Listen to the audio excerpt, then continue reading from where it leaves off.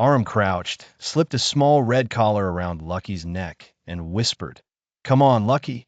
Your Real journey begins now." In the car, Lucky curled into the corner of the seat, trembling. Aram drove carefully, his voice soft, reassuring. "It's all right, buddy. You're safe with me now." Aram's flat was modest but warm.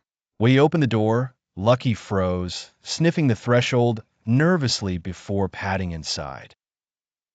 He walked slowly through each room, sniffing corners as if trying to decide whether this place could ever be his. That first night, Lucky didn't sleep well. He curled up in a corner, eyes flickering open every time there was a sound.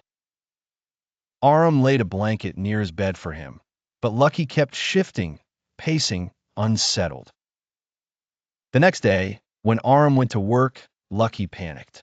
He scratched the front door desperately, crying, until his paw bled slightly.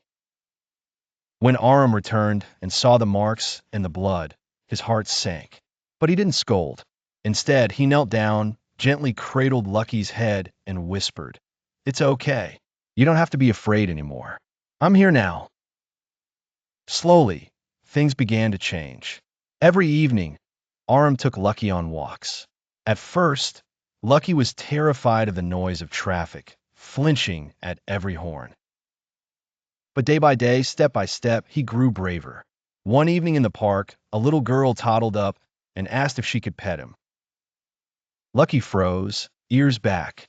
Aram crouched beside him, speaking softly.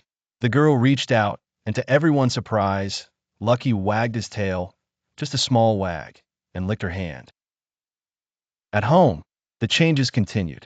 Lucky stopped hiding in corners and instead began following Aram from room to room. When Aram sat at his desk, Lucky would curl at his feet. One evening, as Aram watched television, Lucky jumped onto the sofa, curled up beside him, and gently rested his head on his lap. Tears filled Aram's eyes. It was the first time Lucky had trusted fully. Aram's life shifted. The once quiet flat now echoed with the sound of paws skittering across the floor. Lucky learned to play, chasing his tail clumsily, tugging on toys, bounding after sticks in the park.